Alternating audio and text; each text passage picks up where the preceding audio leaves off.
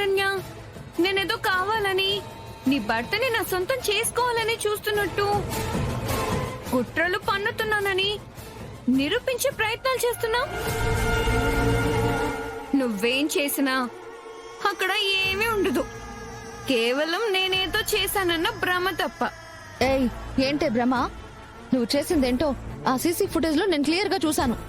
నాకు తెలుసు నువ్వే ఏదో ప్లాన్ చేసావు. లేకపోతే నా చేతికొచ్చిన ఫుటేజ్ ఇప్పటికిప్పుడు ఎలా మాయమవుతుంది? చూడు శరణ్య, అబద్ధాన్ని నువ్వు ఎంత అరిచి నిజమని ఒప్పించాలనుకున్నా నేనెలా ఒప్పుకుంటాను? చూడు, అందర్నీ నీకు కావాల్సినట్టు మభ్య పెట్టాలని, నన్ను దర్శన్ గారి జీవితంలోకి రాకుండా అడ్డుపడాలని నీ శక్తి మేర నువ్వు ట్రై చేయాలి అనుకుంటే చెయ్యి. నేనేమీ టెన్షన్ పడను. ఎందుకంటే ఇక్కడ వాస్తవం కడుపులో ఆల్రెడీ ప్రాణం పోసుకుంది.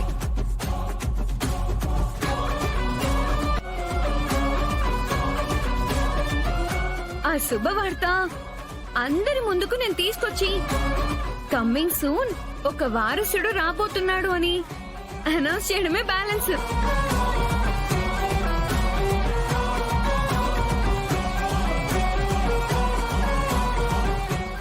అదేంటో కాన్సెప్టే విచిత్రంగా ఉంది కదూ. తాళి కట్టిన నీ కడుపు కన్నా ముందు నీ మొగుడు నా కడుపు పండించాడు అంటే నువ్వు పేరుకే కోడలివి.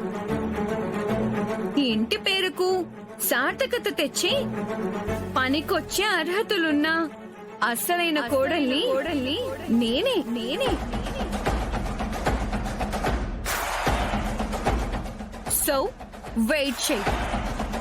నీ సవతిగా దర్శన్ గారి రెండో పెళ్ళంగా అతి త్వరలోనే నేను బాధ్యతలు తీసుకోబోతున్నాను. ఇంకా నువ్వు బలవంతంగానైనా నన్ను నీ చెల్లిగా ఒప్పుకోక తప్పదు.